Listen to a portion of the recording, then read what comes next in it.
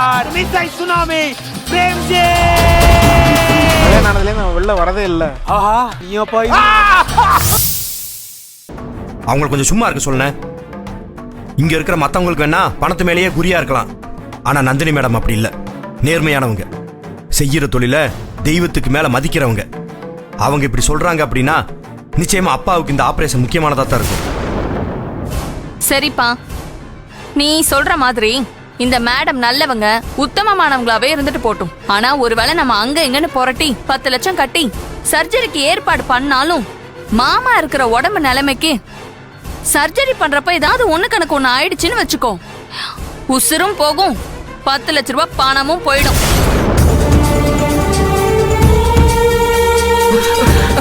அம்மா ஏய், என்ன பேச்சு பேசுற?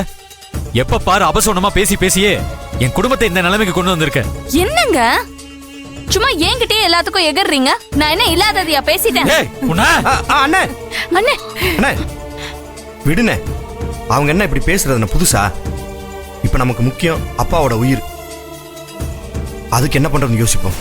என்ன வேலு தெரியலையடா. இதுல யோசிக்க என்ன இருக்கு? உடனே மாமாவுக்கு சர்ஜரி பண்ணாதான் நல்லது.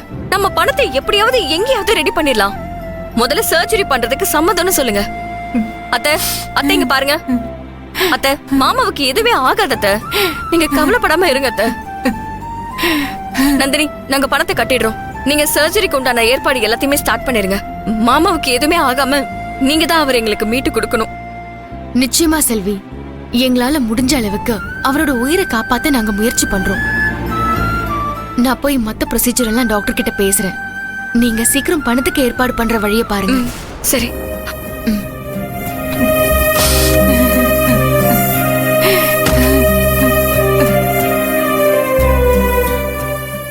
வேலு, நான் வேணா என் கடையை யார்கிட்டயாவது அடமான வச்சு பணத்துக்கு ஏற்பாடு பண்ண வேணா. எப்படியாவது மாமா உயிரை காப்பாத்தி ஆகணும்டா. வேணாம் மாமா.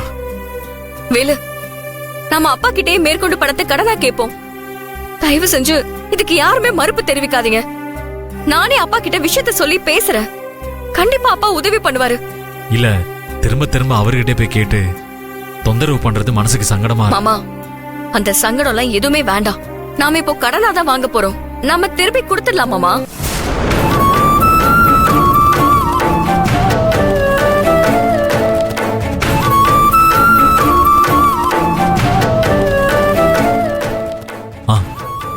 சரி செல்வி.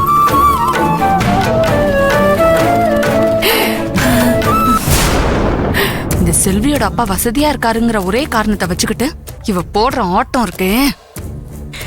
ஏண்டி அந்த கிழவன் இழுத்துக்கிட்டு கிடக்குது, அதை இப்பவே வண்டி ஏத்திடலான்னு பார்த்தா இதுங்க என்னடி இதுக்கு ஒரு முற்றுப்புள்ளியே வைக்க விட மாட்டேங்குதுங்க. மா கம்மன் இரு, சகுனமே சரியில்லை. என்னமோ பண்ணி தொலையட்டும். இங்க பாருடி, இதுங்க என்னதான் உசுர கொடுத்தாலும் அந்த கிழவன் வீடு திரும்ப போறதில்ல. பாப்போம், கொஞ்சம் வெயிட் பண்ணுவோம்.